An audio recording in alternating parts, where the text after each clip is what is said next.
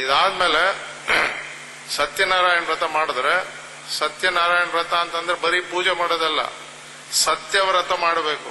ಸತ್ಯಕ್ಕೆ ನಾನು ಪೂರ್ತಿ ನಿಂತಿದ್ದೀನಿ. ಏನ್ ಹೋದ್ರೂ ಪರವಾಗಿಲ್ಲ, ಎಷ್ಟೇ ಪ್ರಾಪರ್ಟಿ ಹೋದ್ರೂ ಪರವಾಗಿಲ್ಲ, ಎಷ್ಟೇ ಪನಿಷ್ಮೆಂಟ್ ಆದ್ರೂ ಪರವಾಗಿಲ್ಲ, ನಾನು ಸತ್ಯವನ್ನೇ ನಾನು ಪರಿಪಾಲಿಸ್ತೀನಿ ಅಂತ ನೀವ್ ಈಗ ಕೂಡ ಡಿಸೈಡ್ ಮಾಡ್ಕೊಳ್ಳಿ. ಈಗ ಏನೇ ಆಗಿರ್ಲಿ, ನಾನು ಇವತ್ತಿಂದ ಸತ್ಯದಲ್ಲೇ ಇರ್ತೀನಿ. ನನ್ನ ತಲೆ ಏನು ನನ್ನ ಪ್ರಾಣ ಹೋದ್ರೂ ಪರವಾಗಿಲ್ಲ, ಸತ್ಯದಲ್ಲೇ ಇರ್ತೀನಿ ಅಂತ ನೀವು ಯಾರು ಡಿಸೈಡ್ ಮಾಡ್ಕೊಂತೀರೋ ಅವರು ಸತ್ಯನಾರಾಯಣ ವ್ರತವನ್ನ ಶುರು ಮಾಡಿದಾಗೆ ಲೆಕ್ಕ.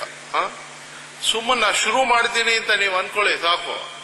ಆ ಸಂಕಲ್ಪ ಮಾಡ್ಕೊಳ್ಳಿ, ನಾನು ಇನ್ಮೇಲಿಂದ ಸತ್ಯವಾಗೇ ಇರ್ತೀನಿ ಅಂತ. ಸುಮ್ಮನೆ ಅನ್ಕೊಂಡ್ರೆ ಸಾಕು, ಅದಕ್ಕೆ ಪೂರ್ತಿ ಮಾಡ್ತೀನಿ ಅಂತ ಅಂದ್ರೆ ಪೂರ್ತಿ ಇವತ್ತಿಂದ ಈಗಿಂದ ನಾನು ಸತ್ಯಕ್ಕೆ ನಿಂತ್ಕೊಂತೀನಿ ಅಂತ ಮಾಡಿದ ತಕ್ಷಣ ಸತ್ಯನಾರಾಯಣ ವ್ರತದ ಫಲ ಬರಕ್ ಶುರು ಮಾಡ್ಬಿಡುತ್ತೆ. ನೀವೇನ್ ಅನ್ಕೊಂತೀರೋ ಅದೆಲ್ಲ ಆಗಕ್ ಶುರು ಮಾಡ್ಬಿಡುತ್ತೆ. ಇದು ಸತ್ಯನಾರಾಯಣ ವ್ರತ. ಇದು ಎಲ್ಲದಕ್ಕಿಂತ ಶ್ರೇಷ್ಠವಾಗಿರುವಂತಹ ವ್ರತ. ಏನಿಲ್ಲ, ಇದು ಏನೋ ಸತ್ಯವಾಗಿರೋದು ಅಷ್ಟೇ.